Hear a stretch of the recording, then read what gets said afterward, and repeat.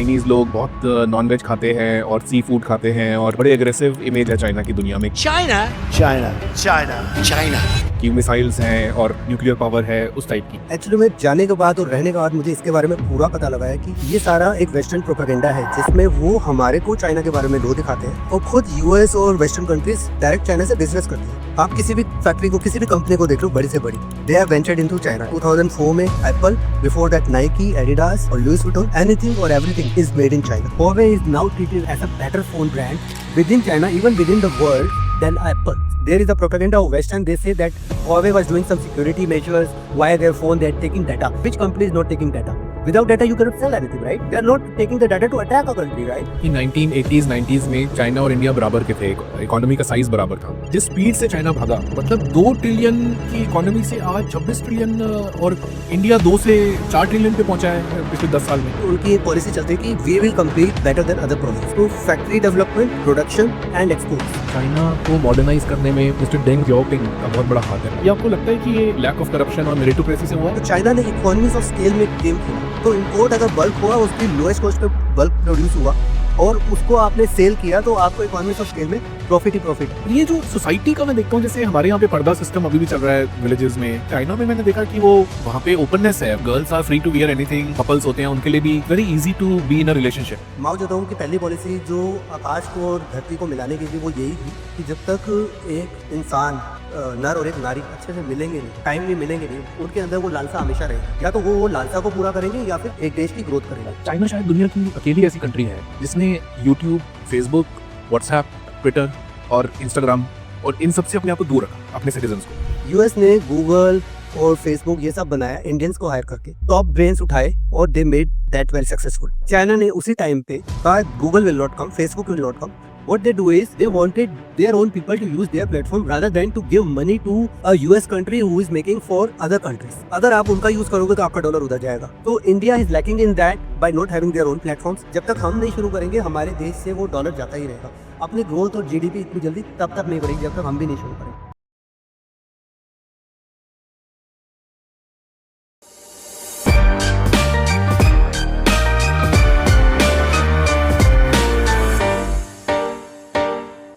दोस्तों, welcome to another episode of right by Tushar Kansal. हमने आज तक जितने पॉडकास्ट करे डिफरेंट टॉपिक्स के ऊपर करे, लेकिन आज की जो ये पॉडकास्ट है ये एक ऐसे टॉपिक के ऊपर है जो टॉपिक हर एक को कंफ्यूज कर देता है। जब भी चाइना की बात आती है तो हम इंडियंस एक बहुत ही हमारे माइंड में 1962 का वॉर हो गया और चाइना में तो ऐसा होता है, चाइनीज़ तो ऐसे करते हैं, बड़ी अजीब अजीब तरीके की स्टोरीज हमारे माइंड में आती हैं और जो इमेज आती है चाइना की, तो बहुत लोग फियर एंड ऑ से देखते हैं चाइना को। लेकिन जो आदमी चाइना हो आता है वो कहता है कि ये चाइना तो कैसे बन गया और कैसे इतना डेवलप हो गया, मतलब एक्सट्रीम्स है। तो मैंने सोचा कि आज हम एक ऐसे गेस्ट को बुलाते हैं जो इंडियन है, भारतीय है, लेकिन जो 15 साल चाइना में रह चुका है, उसको चाइनीज़ आती है, चाइनीज़ सोसाइटी के बीच में रह चुका है, बिजनेस की बहुत नॉलेज है, कॉरपोरेट बैकग्राउंड से है। तो प्लीज़ वेलकम करिए my guest today, Vimarsh Bhardwaj. Welcome to the show Vimarsh. Hello, नमस्ते, नी हाओ। अच्छा लगा आपके शो में आकर। प्लीज़ आप पूछ सकते हैं जितना आप चाइना के बारे में पूछना चाहते हैं। चाइना के बारे में विमर्श बहुत ही, अगर आप एक सड़क पे चलते इंसान से आप इंडिया में बात करोगे तो वो चाइना के बारे में आपको हमेशा एक्सट्रीम ओपिनियन ही देगा। वो बोलेगा नहीं, वो तो हमारे बॉर्डर पे आ जाते हैं और चाइनीज़ लोग बहुत नॉनवेज खाते हैं और सी फूड खाते हैं और बड़े एग्रेसिव इमेज है चाइना की दुनिया में कि मिसाइल्स हैं और न्यूक्लियर पावर है उस टाइप की। लेकिन आप वहाँ रह चुके हो, तो आप थोड़ा सा हमें बताओ कि आपका चाइना जाना कैसे हुआ, आपका बैकग्राउंड कैसे चाइना से जुड़ा और कैसे आप चाइनीज सीखी, थोड़ा सा बताइए आप। जी, चाइना जाना और मेरा बैकग्राउंड थोड़ा कोरिलेटेड है। मैं टेक्सटाइल इंजीनियर हूँ। तो 2010 में मेरे को चांस मिला कि चाइनीज़ फैक्ट्रीज़ के साथ टेक्सटाइल के अंदर मैं वेंचर करूँ, तो मेरा वहाँ पे जाना ज़रूरी हुआ। और मैंने वहाँ पर जब पहली बार कदम रखा तो मुझे दिखा कि इतना अच्छा डेवलप्ड चाइना है, और हम इंडिया के आगे ये इमेज प्रोड्यूस करते हैं कि चाइना में भी एंटी है और कुछ नहीं होगा, ये सब हमारे यहाँ पे लो क्वालिटी प्रोडक्ट भेजते हैं। एक्चुअली में जाने के बाद और रहने के बाद मुझे इसके बारे में पूरा पता लगा है कि ये सारा एक वेस्टर्न प्रोपेगेंडा है, जिसमें वो हमारे को चाइना के बारे में लो दिखाते हैं, और खुद यूएस और वेस्टर्न कंट्रीज डायरेक्ट चाइना से बिजनेस करती हैं। आप किसी भी फैक्ट्री को, किसी भी कंपनी को देख लो, बड़ी से बड़ी, they have ventured into China. 2004 में Apple, before that Nike, Adidas और लुइस वुइटन, एनीथिंग और everything is made in China. तो ऐसा क्यों होगी? हमारे यहाँ पे लो क्वालिटी उसको कहा जाता है, सिर्फ और सिर्फ मीडिया या पॉलिटिशियंस। तो ये चीज़ रहकर हर एक भारतीय को समझ आती है। जब वो चाइना होकर आता है, उसके बारे में उसको पता लगता है कि ये इतना डेवलप्ड है। तो दोनों कंट्रास्ट कंट्रीज, दोनों 1.4 बिलियन पॉपुलेशन की countries, but one is growing very fast and one is now upcoming to become a big super power with in the world. तो मेरा यही कहना होगा कि चाइना एक अच्छी ग्रोथ की तरफ है, तो इंडिया को उस ग्रोथ की तरफ बढ़ने के लिए उसके साथ कोलैबोरेट करना ही पड़ेगा। जैसे लोग कहते हैं कि 1980s 90s में चाइना और इंडिया बराबर के थे, इकोनॉमी का साइज बराबर था, और उन लोगों ने उनके यहाँ पे कल्चरल रेवोल्यूशन हुआ माओ का, और उसके बाद फिर उनने जल्दी इकोनॉमी ओपन कर दी। 1980 में ओपन करनी शुरू करी, इंडिया में 1991 में ओपन हुई। लेकिन चाइना 1990 से लेके मतलब 2 ट्रिलियन की इकोनॉमी से आज 26 ट्रिलियन, और इंडिया 2 से 4 ट्रिलियन पे पहुंचा है पिछले 10 साल में। तो ये जो गैप इतना क्रिएट कर दिया चाइना ने, जिस स्पीड से चाइना भागा और पूरी दुनिया देखती रह गई, तो ये आपको दिखता है वहां ग्राउंड पे? और मतलब ऐसा कैसे हुआ? चाइना की पॉलिसीज 5 इयर्स, जैसे हमारे यहाँ पे भी पॉलिसीज होती है, उसी हिसाब से उनकी प्रोविंसेस में एक पॉलिसीज चलती हैं, जिसमें हर province, that is called state in India, they call provinces in China, उसके अंदर उनकी एक पॉलिसी चलती है कि we will compete better than other province. तो factory development, production and exports, China की एक ही पॉलिसी रही शुरू में कि we will export not import. तो for export they have set up their supply chain. Initial supply chain in the 80s they started doing, and they keep on doing the exports, and they got the $1 billion within their country. All factories, all people, they started becoming rich and rich. China की policies अगर आप कहो तो माओ Zedong से शुरू हुई थी। उन्होंने 1950s में ही डिसाइड कर लिया था कि हमें क्या चाइना बनाना है। They told that we have to make sky and the earth at same level. अगर आकाश और धरती नहीं मिलेंगे तो हम कुछ नहीं बन सकते। तो दे स्टार्टेड कि women and men, they should come together and work. They should not keep a women at home and a man should work. So the field man who is going outside and working, same the women is doing over there. So population which is like growing, they are growing together. तो उससे उनकी growth बहुत अच्छी हुई, और China ने बहुत export किया, एक्सपोर्ट से उनको डॉलर मिला, उन्होंने और फैक्ट्रीज सेट करी। There is no such thing like corruption which is being suppressed to like 5% only. It was higher earlier. China के अंदर पहले करप्शन अच्छे लेवल पे थी, लेकिन धीरे धीरे जैसे पॉलिसीज चेंज हुई, जितने भी गवर्नमेंट ऑफिसर्स थे उन सबको टीच किया गया कि ये करने से आपको कोई फ़ायदा नहीं होगा, देश बनेगा तो आप भी बनोगे। आज चाइना के गवर्नमेंट ऑफिशियल की सैलरीज हमारे गवर्नमेंट ऑफिशियल के सैलरीज से अराउंड 5 times हायर है, और they are like earning everything, they are given everything. They also want to work in government sector, but also want to work in private sector. China की entrepreneur spirit रही है शुरू से ही, तो factories लगाना उनके लिए बाएं हाथ का खेल है।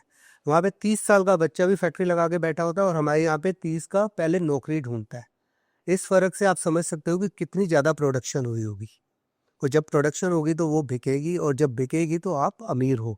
जैसे ये कहा जाता है कि चाइना को मॉडर्नाइज करने में मिस्टर डेंग जियाओपिंग का बहुत बड़ा हाथ है, बिकॉज पहले वहाँ पे करप्शन थी काफ़ी।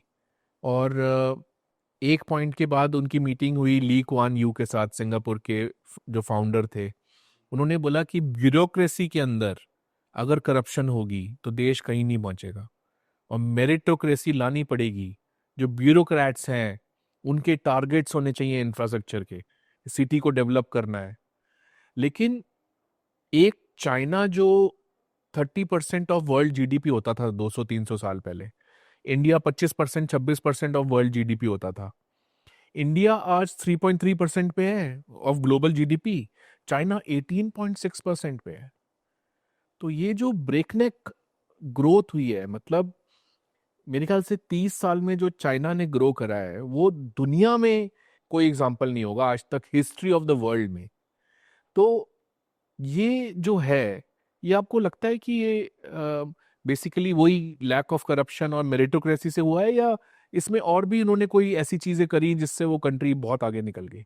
माओ जेडोंग के बाद, डेंग जाओपिंग के आने के बाद और ली खचिंग उसके बाद प्रेसिडेंट बने, उस टाइम पे इनकी पहले ही पॉलिसीज डिसाइड हो गई थी, हमें करप्शन फ्री होना है और एक्सपोर्ट ओरिएंटेड होना है। तो जितने भी स्टेट्स थी उनके वहाँ पर प्रोडक्शन पहुँचाना, उनके वहाँ पे एम्प्लॉयमेंट पहुँचाना, ये सबसे पहला इनका टारगेट था। पहले ग्वांगझोउ बना, ग्वांगडोंग बना, शंघाई पहले बना हुआ था, उसके आसपास की सिटीज़ और डेवलप हुई जिसमें प्रोडक्शंस आई। ऐसे कर करके इन्होंने मेनलैंड चाइना के एरियाज डिसाइड किए जहाँ से प्रोडक्शन सी शोर से एक्सट्रीमली हुई। तो वह एक फैक्ट्री एक कंटेनर बनाती थी, वो 10 कंटेनर बना के रखती थी। उन्होंने वहीं से अपने चाइनीज़ को दूसरी कंट्रीज़ में भी भेजना शुरू करा कि वो जाके वहाँ पे प्रमोट करेंगे, सेल्स करेंगे कि हमारा प्रोडक्ट रेडी है, आपको खरीदना है एट लोएस्ट प्राइस। तो चाइना ने इकोनॉमीज ऑफ स्केल में गेम खेला। एक आप 1 कंटेनर बनाओ और एक तरफ आप 100 कंटेनर बनाओ। Raw material one time purchase करोगे तो आपकी कॉस्ट लो आएगी।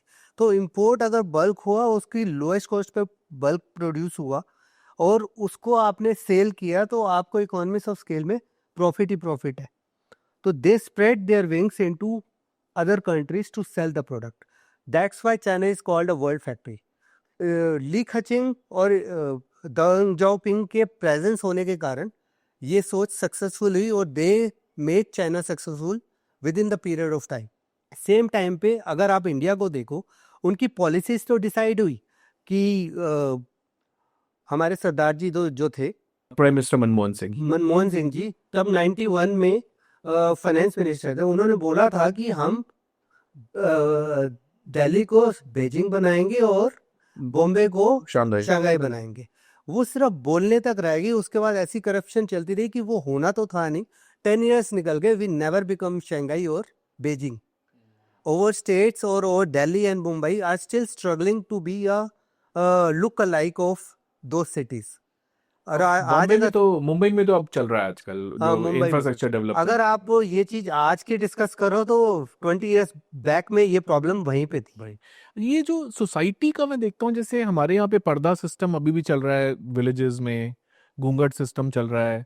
अच्छा, एक कपल है, वो कपल बहुत डरता है पब्लिक में हाथ पकड़ने से, मतलब और क्लोथ्स कौन से पहनने हैं आपको। अगर गर्ल्स थोड़ा सा भी ज़्यादा फ्री फील करने के लिए थोड़े से शॉर्ट कपड़े पहन लेती हैं तो कॉन्शियस हो जाती है कि हर कोई घूर रहा है, देख रहा है, कोई मतलब बहुत अनकंफर्टेबल सिचुएशन रहती है। लेकिन चाइना में मैंने देखा कि वो वहाँ पे ओपननेस है, मतलब girls are free to wear anything, और जो कपल्स होते हैं उनके लिए भी मतलब it's very easy to be in a relationship.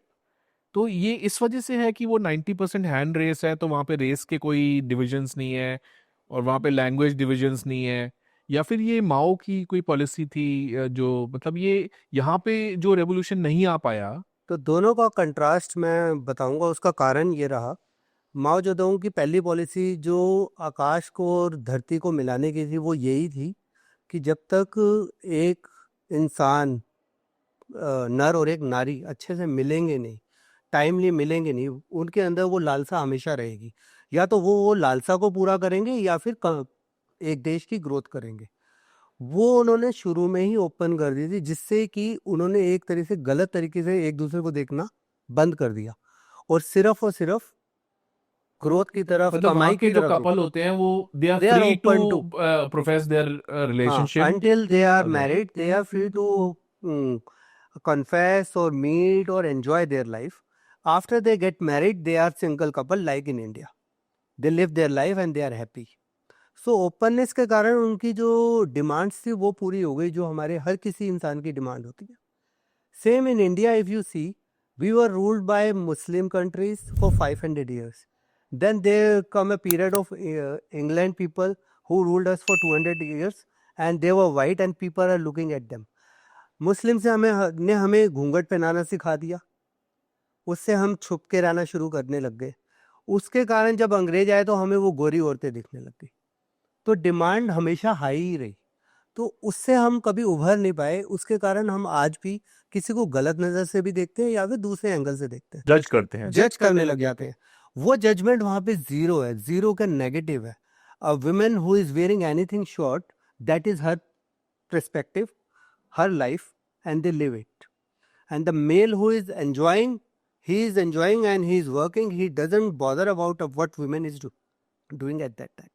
तो इसका बहुत बड़ा रोल रहा, जिससे कि चाइना ने एक प्रोडक्शन या फिर एक ग्रोथ का वर्ल्ड फैक्ट्री बनने का सपना पूरा किया. जिससे आज जैसे इंडिया में कहते हैं कि एक प्रेशर सिचुएशन रहती है, प्रेशर कुकर सिचुएशन, कि आदमी गांव में रहता है, एज उसकी यंग है, उसको अट्रैक्शन है गर्ल्स के लिए, लेकिन ना वो रिलेशनशिप रख सकता, ना वो ओपनली बैठ सकता उसके साथ. मोबाइल पे पूरा एक्सपोजर है, टीवी पे पूरा एक्सपोजर है कि दुनिया कैसे रिलेशनशिप्स रख रही है, डेट्स हो रही है, डेटिंग हो रही है, वो सब देखता है दुनिया में क्या हो रहा है, लेकिन वो खुद नहीं कर पाता. तो वो प्रेशर कुकर सिचुएशन में रहता है, फ्रस्ट्रेटेड रहता है. एक लिस्ट मैंने देखी थी कि अब वो लिस्ट डायरेक्टली यहाँ अप्लाई नहीं होती, बट वो इंडिकेटिव लिस्ट थी कि average number of sexual partners की हर कंट्री के कितने होते हैं. Number 1 Turkey, last India, average 1.2. बात सेक्सुअल पार्टनर्स की नहीं है, बात ये है कि एक इंसान जिसके हार्मोन्स डेवलप हो चुके हैं, वो चाहता है रिलेशनशिप्स रखना, वो चाहता है डेट करे, एक पार्टनर चुने, लेकिन सोसाइटी की तरफ से उसको प्रेशर फील होता है. तो ये चीज कितना कंट्रीब्यूट किया है चाइना में इस ओपननेस ने कि वो आगे बढ़ पाए as a male and female? You can say इसने काफ़ी कंट्रीब्यूट किया है, जिससे कि चाइना की ग्रोथ में काफ़ी सक्सेस हुआ है. जब आपकी फ्रेंडशिप और कुलीग आपके साथ नॉर्मल है, you can work openly and you can work diligently towards the company without any inhibition, any pressure. हाँ, और वो उससे कंपनी की ग्रोथ ही होती है. और उसको आप अगर देखोगे इस एंगल से भी कि उनकी ग्रोथ पे कोई इफेक्ट नहीं आ रहा, तो हर कोई यही चाहेगा कि कंपनी की growth is priority, because company growth is countries growth. जितना आप एक्सपोर्ट करते हो, जितना आप बिजनेस करते हो, उससे कंट्री की जीडीपी बढ़ती है. और वो आप सबसे छोटे लेवल पे ही देख सकते हो कि एक स्मॉल कंपनी कैसा ग्रो कर रही है. वो ग्रो कर रही है तो वो उससे ऊपर वाली कर रही है, और बड़ी कंपनीज ऑटोमेटिकली करेगी, आपकी जीडीपी अपने आप ही ग्रो करेगी. इसका बड़ा इफेक्ट है. ये जो सिंगल चाइल्ड पॉलिसी लेके आए चाइनीज, जिसकी वजह से आज वो सेकंड बिगेस्ट पॉपुलेशन है और इंडिया क्रॉस करके नंबर 1 हो चुका है.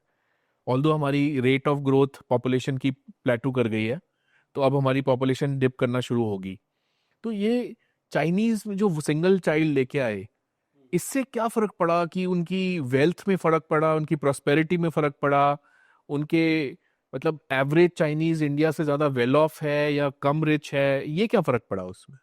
ओके, 50s में, 60s में और इवन 70s में they were also like Indians having 5 to 8 children. जैसे हम अपने फादर्स का सुनते थे कि 10 बिल्कुल. भाई हैं, 7 भाई बिल्कुल हैं. सेम, 10 से 15 भी हैं. उसकी फोटोज आपको इंटरनेट में मिल जाएंगी. They keep it in their home as a proud that और grandparents were having 15 childrens और 10 childrens. So but Mao Zedong ने इस बारे में भी जिक्र किया कि अगर हम पॉपुलेशन बढ़ाते रहेंगे तो उसको फीड करने के लिए कितना फूड चाहिए होगा, उसको वर्क देने के लिए कितना फूड चाहिए होगा. उसने इस पे 1 चाइल्ड पॉलिसी पे बैरियर लगाया. जरूर है उस टाइम पे थोड़ा सा स्ट्रिक्टनेस दिखाई, बट उस स्ट्रिक्टनेस से ये हुआ कि हर किसी के पास एक चाइल्ड था. Over the period of time 2 parents and 1 child.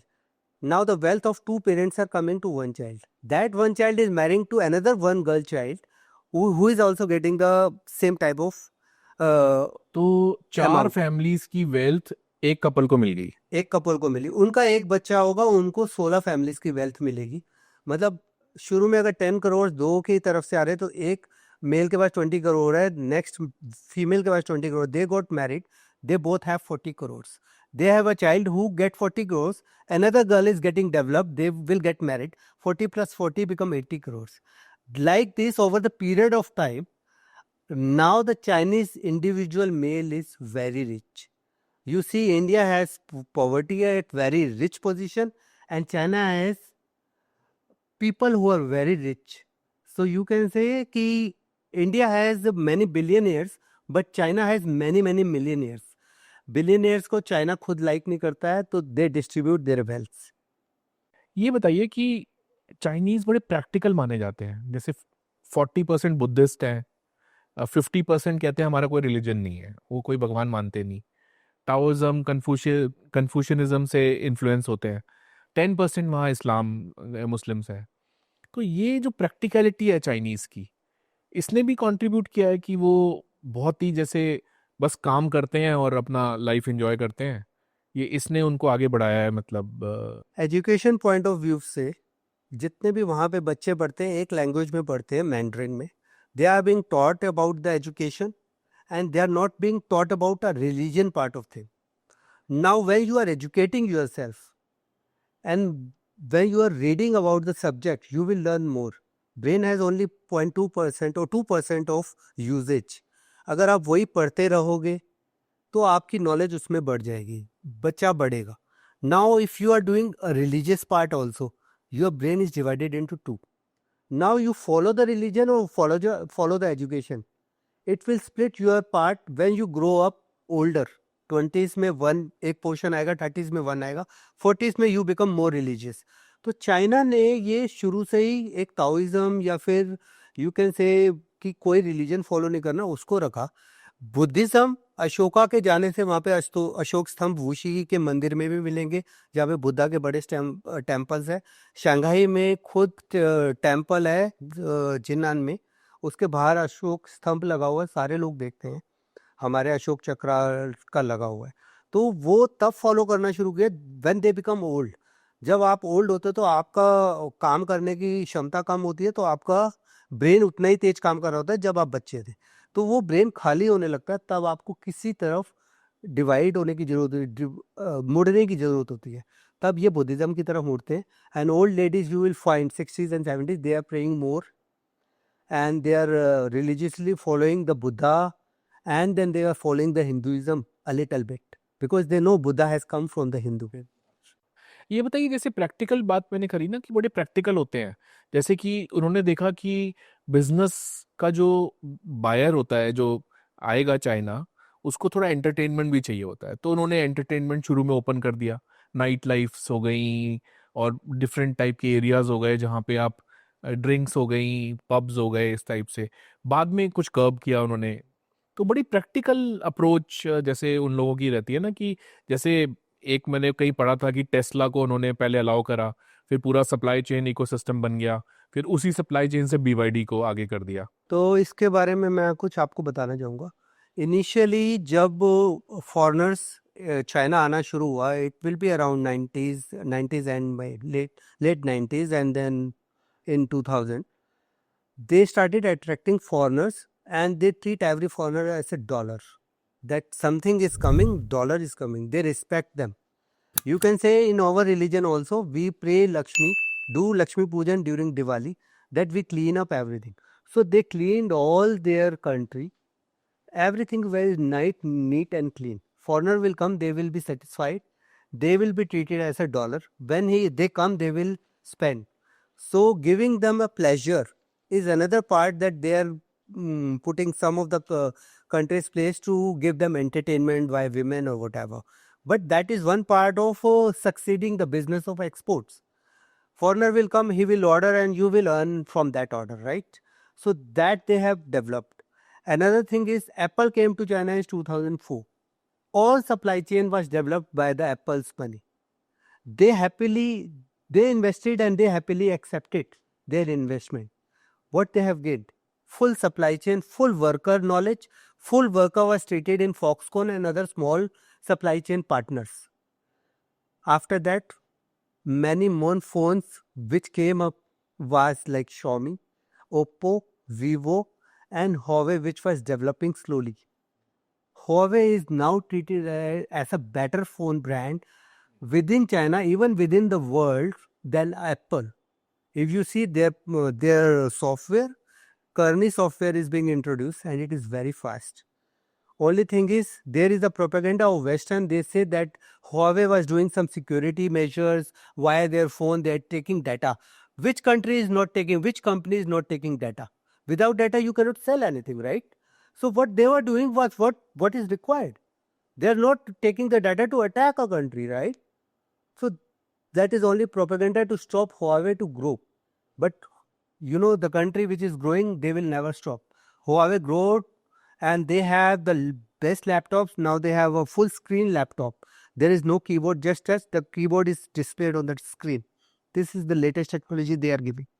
और ये जो चाइना शायद दुनिया की अकेली ऐसी कंट्री है जिसने यूट्यूब, फेसबुक, व्हाट्सएप, ट्विटर और इंस्टाग्राम और इन सब से अपने आप को दूर रखा, अपने सिटीजन्स को, और ये कहा कि हमारे सिटीजन्स का डेटा हमारी कंट्री के प्लेटफॉर्म्स पे ही रहेगा, और जो एल्गोरिथम्स डिसाइड करते हैं कि वो लोग क्या देख रहे हैं वो भी हमारे ही प्लेटफॉर्म्स रहेंगे, बाइडू, वी चैट। तो ये जो नर्व ऑफ स्टील है, अब देखिए मोदी जी ने इंडिपेंडेंस डे एड्रेस में रेड फोर्ट से इस बार बोला, हाथ जोड़ के इंडियंस को, कि भाई बना लो अपने प्लेटफॉर्म्स, कब तक अमेरिकन प्लेटफॉर्म्स पे बैठे रहोगे। तो ये कैसे उन्होंने इंश्योर किया, इतनी ब्रिलियंट चीज चाइनीज ने? जहाँ तक मेरी समझ है, पूरे दुनिया की इतनी सोच नहीं जाती जो यूएस सोचता है। चाइना की वो सोच पैदा हो चुकी थी। यूएस ने गूगल और फेसबुक ये सब बनाया इंडियंस को हायर करके, टॉप ब्रेन्स उठाए और they made that very successful. China ने उसी टाइम पे कहा Google will not come, Facebook will not come, we will make Google as Baidu, Twitter as Weibo and Facebook as their own QQ and WeChat against the WhatsApp. What they do is they wanted their own people to use their platform rather than to give money to a US country who is making for other countries. अगर आप उनका use करोगे तो आपका dollar उधर जाएगा। आप चाहे कितनी भी कंपनी खोल लो, that is only a profit of 10%. 90% profit is going to the headquarters, whatever you do. So India is lacking in that by not having their own platforms. Modi ji अगर ये कह रहे हैं, इंडिया आज की top 2 media companies by revenues is Google and Facebook. So Indian they are media earning companies का पैसा सारा जा रहा है उनके पास। बिल्कुल। तो सेम चीज वो अगर जब तक हम नहीं शुरू करेंगे, हमारे देश से वो डॉलर जाता ही रहेगा। अपनी ग्रोथ और जीडीपी इतनी जल्दी तब तक नहीं बढ़ेगी जब तक हम भी नहीं शुरू करेंगे। उन्होंने ये शुरू किया आज से 20 साल पहले, and they are like satisfied by not bringing Facebook to China. Even then, when Mark Zuckerberg married to a Chinese, I think the propaganda for Mark was to marry a Chinese and enter into China by hook and crook. But he was not successful, I think so. So China has developed that for their own people to grow their own country and develop a patriotism within their own country. India is lacking because of that, maybe because of religion, because of other countries. Main platforms are running over here and they're taking data and trying to rule us indirectly. अब जैसे US के algorithm decide करते हैं कि हम क्या देंगे। अब ट्रम्प आजकल बुली कर रहा है इंडिया को, 50% टैरिफ लगा रखा है, बुलिंग ओपनली चल रही है। लेकिन कोई प्लेटफॉर्म पे हमारे इंडियंस जो देख रहे हैं, किसी को भी ऐसा पोस्ट, रील दिखता नहीं है, स्टोरी, ट्वीट दिखता नहीं है कि वो बुली हो रहा है इंडिया। तो एल्गोरिथम तो उनका है। तो ये क्या, इससे क्या फर्क पड़ता है? मेरे हिसाब से जो आज ट्रम्प बुली कर रहा है, अगर मैं बैक जाता हूँ लास्ट टर्म में ट्रम्प की, 2018-19 में Trump was the president, he was only bullying China first. His main propaganda is to take the US dollar via tariff back from China. maximum export from US to import to US is from China. You can say China is world factory because US needs many things because they have many dollars. So they are getting it by putting a tariff onto it. 200 billion, first he put 100 billion, then he put 200 billion. By the 2019 end, there was COVID. All economies were collapsed, everything was stopped. Trump was out of figure, out of the picture. He was thrown out from the US economy. Then again, the period came, Biden started fighting or whatever, and Trump gained his voting again, and he came back again. Now he is cleverly putting every country into the tariff so that China will not feel it. But China still has not put back demand onto them. They have clearly told that we will not, if you put a tariff of 25%, we will put back 20%. What you will do? Only 5% we want to give you, we are giving you. So Trump has like नहीं, but China के लोग को सच्चाई पता चलती है कि ये वेस्ट वाले क्या कर रहे हैं, बिकॉज उनके प्लेटफॉर्म्स पे उनके एल्गोरिथम्स हैं. चाइना को पहले ही पता होता है कि ये पॉलिसीज इनकी आएंगी, क्योंकि उनको पता है सारा डॉलर चाइना की तरफ आ रहा है. इतनी इकॉनमी इतनी फास्ट पहुंच रही है, तो किसका डॉलर कहाँ पहुंच रहा है, दे नोस, यूएस नोस. तो ट्रम्प ने ये स्ट्रेटेजी अपनाई. अर्लियर प्रेसिडेंट्स ने, चाहे बुश हो चाहे बिडेन हो, उन्होंने फाइटिंग स्ट्रेटेजी अपनाई थी. फाइटिंग स्ट्रेटेजी को छोड़कर अब ये डॉलर स्ट्रेटेजी, डिप्लोमेटिक स्ट्रेटेजी, जिससे कि मनी आ जाए, it is also equal to a second war type, which is indirect war. So you are stopping somebody's economy and affecting their own growth. So that is also one of the way. If you say Jeffrey, see interview, Jeffrey Sachs. he was saying that Trump is telling that buy something on a credit card, now I don't want to pay you shops. And he is saying that give me back my money. The shops will say what bullshit is going on. मतलब आपने कुछ खरीदा, उसको credit पे लिया, उसके बाद कह रहे हो कि उसका पैसा उतना नहीं देंगे, डिस्काउंट कर दो. ऐसे कभी भी नहीं चलता है. तो ये प्रॉब्लम वो सारे वर्ल्ड के साथ इसलिए कर रहा है. उसने देखा चाइना ने तो घुटने नहीं टेके, उसने ये देख लिया कि इंडिया तो, मोदी जी ने तो बेस तो बना लिया, लेकिन अगर मैं और उनको स्ट्रॉन्ग करूंगा तो और स्ट्रॉन्ग हो जाएगी. आज मैं उनसे फाइट ही कर देता हूँ. He started putting 25%, now another 25%. You see there is a 56% on India right now. They have put but on China they have put a 90 days stopper on hold. I am sure they cannot start with China. India, now Modi ji will decide how to deal with this, and he knows how to do it. Let not buy or sell to China or USA. Let's have friendship with China or Russia or other countries like BRICS and grow. अच्छा, ये बताइए कि जैसे India में तो reservations हैं, तो meritocracy तो है नहीं पूरे फॉर्म में. 50% से ज़्यादा रिजर्वेशंस हैं, प्लस यहाँ पे लैंग्वेज इश्यूज हैं. अगर कोई स्टेट गवर्नमेंट के स्कूल में पढ़ के आ रहा है, फिर बाद में ग्रेजुएशन में जाता है तो इंग्लिश में सिलेबस है, तो उसको लैंग्वेज इशू आ जाता है. रेस, कास्ट, रिलीजन, बहुत इश्यूज हैं, बहुत डाइवर्स. चाइना भी बहुत डाइवर्स है, लेकिन लोग कहते हैं कि 90% हैन रेस का है. और दूसरी बात, कंट्री मैंडरिन में वर्क करती है, तो कोई लैंग्वेज का कोई इशू नहीं है. तो इसका मतलब ये एक बिग डिफरेंस है बिटवीन इंडिया एंड चाइना. हाँ, तो इसके अंदर मैं आपको यही कहूँगा, India has religion, caste, local languages, and there is no one thing. If Hindi was told to be spoken all over the India, then Tamilians are standing up that we don't want to speak, we don't know Hindi. Then we tell them to speak Devanagari. Then they say, okay, we will speak Devanagari. Actually, Devanagari and Hindi is same. But the problem is they don't want to bring it onto the books. They want to speak English or whatever they want. South of India is troubling, and there are problems. Some of the northern region, like they want to speak Urdu, but Urdu is being written but spoken in a similar way. China, if you see, simply only one language, Mandarin language. Local dialect is spoken a little different but written in same Mandarin way.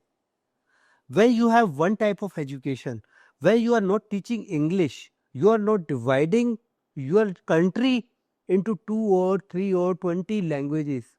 That makes the China to grow faster. You are facing that merit in governance them, मतलब merit पे बंदा ऊपर चढ़ेगा। मैं There- तो कई बार देखता हूँ, there is no एक caste. वीडियो में देख रहा था, वहां का लार्जेस्ट पोक supplier company, billions of dollars of valuation, और गांव से आया था। क्यों? क्योंकि कभी उसको कोई लैंग्वेज का, उसको ग्लास सीलिंग नहीं आई, कभी उसको रेस की नहीं आई, तो मतलब वो एक बहुत अपवर्ड इसके मूवमेंट। अंदर मैं ये कहूँगा कि चाइना में जो भी फैक्ट्री खुलती है या कुछ भी होता है, गवर्नमेंट की फुल सपोर्ट रहती है, लैंड दिया जाता है लीज पे, बहुत ही मिनिमम कॉस्ट पे शेड लगा के दिया जाता है, वो फैक्ट्री डाल देते हैं, मशीन्स खरीदते हैं और स्टार्ट कर देते हैं। चाइना का वर्कर उस लोकल एरिया का, और चाइना का जो मेन ओनर होगा फैक्ट्री का, उस पर्टिकुलर फैक्ट्री का, they sit together to eat. They don't create any difference or levels in hierarchy. Simple position, worker कोई भी हो और owner कोई भी हो, they are sitting in the table mess and eating together. जब आप में ये गैप नहीं रहेगा, टेबल राउंड होगी, खाना इकट्ठे खा रहे होगे, सेम खाना खा रहे होगे, सेम ड्रेस पहन रहे होगे, सेम ड्रेस पहन रहे होगे, सिंपल सा सेम लैंग्वेज बोल रहे होगे, तो आपको ग्रोथ में प्रॉब्लम ही नहीं आएगी। वो कहेगा मेरा मालिक को मैं अमीर बनाऊंगा, वो मेरे को अच्छा देगा। तो आज अगर चाइना की प्रेसिडेंट कुछ बोलते हैं मीडिया में आके, तो 90% लोगों को सीधा समझ में आता है क्या बोल रहे हैं। सीधा समझ में। इधर तो मतलब नेचुरली उड़ीसा वाला कहेगा ये जी मोदी जी ने क्या बोला, शायद समझ में नहीं आया। साउथ का बोलेगा, साउथ "भाई, का मेरे को कहेगा समझ शायद नहीं समझ आया।" में नहीं आया। तो आज भी इंडिया में अगर आप देखो, गवर्नमेंट के अंदर डिपार्टमेंट्स हैं। मेरी खुद की वाइफ जॉब कर रही है हिंदी भाषा विभाग में, वहाँ ट्रांसलेट होते हैं Hindi to English and English to Hindi. क्यों होते हैं? क्योंकि बिहार वाले को हिंदी का चाहिए जो इंग्लिश डॉक्यूमेंट आ गया साउथ से, और साउथ वाले को नॉर्थ का कोई हिंदी का डॉक्यूमेंट इंग्लिश में चाहिए, और वहाँ पे वो डॉक्यूमेंट जाता है। तो लैंग्वेज बैरियर के कारण even we have small departments to translate. एक लैंग्वेज पे हम डिपेंडेंट नहीं है। अच्छा, एक बात थोड़ी सी लाइट हार्टेड पूछना चाहूंगा, ये चाइनीज का फैट ही नहीं होता? मतलब ऐसे पतले उनके, मतलब ऐसा लगता है कि सारे ब्रूसली बन के घूम रहे हैं, मतलब चाइना कोई फैट नहीं, बॉडी पे नहीं, यहाँ नहीं, मतलब और बिल्कुल पतले थिन। इसका रीजन रेस है, फूड है, क्लाइमेट है, या उनकी बचपन से जो एजुकेशन है? ऐसा क्या है जो यहाँ पे इतना ओबेसिटी हो रहा है और वहाँ नहीं हो रहा? चाइना गवर्नमेंट के सेम सिंपल प्रोसीजर्स है जो वो अप्लाई करते हैं, वो रिलीजियसली सारी प्रोविंसेस फॉलो करती है। जैसे मैन्युफैक्चरिंग में CCC चलता है, ऐसे फूड में भी एक पर्टिकुलर कोड है जिसको वो फॉलो करते हैं। लाइक हमारे यहाँ पे FSSAI है, वहाँ पे भी एक पर्टिकुलर कोड है जिसका अभी मेरे को नाम नहीं याद आ रहा। वो पर्टिकुलर कोड के बाद उससे लो लेवल की प्रोडक्शन फूड की, ऑयल की नहीं होती। अबाउट ईटिंग हैबिट्स, बचपन से ही छोटे छोटे बच्चों को खाने में टोफू दिया जाता है जिसमें कड़वापन बहुत होता है। उनका taste according to health develop होता है, अकॉर्डिंग टू बॉडी डेवलप होता है, उनके सारे ऑर्गन के हिसाब से फूड बनता है वहाँ पे। छोटे बच्चे को जब आप टेस्ट के अंदर वो चीज़ खिलाओगे जो सबसे टफ है, तो वो जाकर किसी विलेज में या किसी गांव में या फिर किसी फॉरेस्ट में फंस भी जाता है तो वो इंसेक्ट उठा के भी खा लेगा। लोग ये कहते हैं कि वहाँ पे कहते हैं इंसेक्ट वहाँ पे खाते हैं। इंसेक्ट, स्नेक, हाँ, उस पे मैं आ रहा हूँ। वो लोग कहते हैं कि वहाँ पे इंसेक्ट और स्नेक और कुछ भी खा लेते हैं। डॉग भी खा लेते उसका रीजन ये है कि वो उनको ट्रेन करते हैं कि जब बहुत आपदा आ जाए, कोई प्रॉब्लम आ जाए, क्लाइमेट में डाइवर्सिटी आ जाए, कोई अटैक हो जाए, तो उस टाइम पे आप कैसे जियोगे, उसको शुरू से ही उनको सिखाया गया है। और वो उसको खाकर they now know how to eat, what to eat to keep their body healthy. आज वो क्रैब खाते हैं, अंदर से सबसे बढ़िया प्रोटीन क्रैब का होता है। फिश खाते हैं, that is very good. Their oil is very properly made so that they are they kept themself healthy. Food उनका बॉइल्ड ज़्यादा होता है, ऑयल के अंदर होता है, they eat it and it is very easily like pass from the intestine and they are thin and healthy for long. Dog की अगर आप बात करें, वो उसके बारे में मेरे को लगता है कि ज़्यादा बताने का कोई फ़ायदा नहीं, क्योंकि एक पर्टिकुलर प्रोविंस में डॉग को ईट करने का कल्चर शुरू हुआ था जो चाइना की गवर्नमेंट ने बैन कर दिया है। That is I think they वो आर तो इंडिया में स्टॉप। नॉर्थ ईस्ट में भी आई थिंक इंडिया में भी नागालैंड में कहीं शायद है कुछ जी। वहाँ पे। एनीवेज, वो तो फूड इज एवरीबॉडीज ओन, तो हमें उसको रिस्पेक्ट करना चाहिए। अच्छा, एक बात बताइए, जैसे यूएस बहुत घबराता है कि ये ब्रिक्स खड़ा हो गया, Brazil, Russia, China, India, south Africa, और उसमें अब यूएई, ईरान और सऊदी ऐड हो गए हैं। और भी 2-4 कंट्रीज ऐड हो गई हैं। जी। तो मुझे एक बात नहीं समझ में आती वेस्टर्न वर्ल्ड की कि डॉलर वर्ल्ड की रिजर्व करेंसी है, तो इस वजह से यूएस की बहुत ऐश है। तो यूरोपियंस ने देखा कि दुनिया भर की सेविंग्स, कंट्रीज की सेविंग्स डॉलर में जाती हैं, तो अमेरिका को फायदा होता है, तो उन्होंने यूरो बना लिया। अमेरिका ने यूरो बनने से यूरोप को नहीं रोका। यूरोप उनका एंसेस्ट्रल ब्लड है, तो यूरो की वजह से यूरोप को बहुत फायदा होता है। वैसे उनकी पॉपुलेशन एज हो चुकी है, जीडीपी ग्रोथ है नहीं, रिसेशंस अलग हैं, अनएम्प्लॉयमेंट अलग है, टेक्नोलॉजी डेवलपमेंट यूरोप में है नहीं, लेकिन यूरो में सेविंग्स काफ़ी आती हैं। 20% दुनिया की सेविंग्स यूरो में आती हैं। येन भी, जापानीज इकोनॉमी का येन भी माना जाता है। वाजपेयी जी जब थे प्राइम मिनिस्टर, तो उन्होंने कहा था कि एशियन कंट्रीज को अपनी खुद की करेंसी बनानी चाहिए, ताकि दुनिया भर की सेविंग्स, एशियन लोग ही तो अपनी सेविंग्स वेस्ट में भेज रहे हैं, डॉलर में, यूरो में। तो एशियन कंट्रीज की 60% ऑफ द वर्ल्ड पॉपुलेशन है, और जीडीपी अगर आप south east Asia, China, India, Japan का लगा लो, तो 50% से ज्यादा दुनिया का जीडीपी है। तो जब सब कुछ यहीं से हो रहा है, तो हमारी सेविंग्स डॉलर और यूरो में क्यों जा रही हैं? तो इसलिए खुद की करेंसी बनाने में सेंस है। अब ब्रिक्स जब से आया है, तो वो स्विफ्ट को रिप्लेस करना चाहते हैं, यूएस का जो स्विफ्ट सिस्टम है जिससे वो सैंक्शंस लगाता है, तो उसके लिए नई चीज बना रहे हैं कि यूएस घबरा रहा है, और यूएस ने वार्निंग दी है ट्रंप ने कि मैं बनने नहीं दूंगा। तो आपको लगता है ये किसी दिन China, India, south east Asia, Japan, हम लोग मिलके, रशिया, ब्रिक्स की करेंसी बनेगी? और मतलब आपको लगता है ये चाइना में दम है कि बना बहुत के ले है। जाएगा? लास्ट ब्रिक्स समिट में शी जिनपिंग ने विजिट नहीं किया, तो सारे डाउट कर रहे थे why he is not visiting. तो यूएस इससे बहुत हैप्पी था।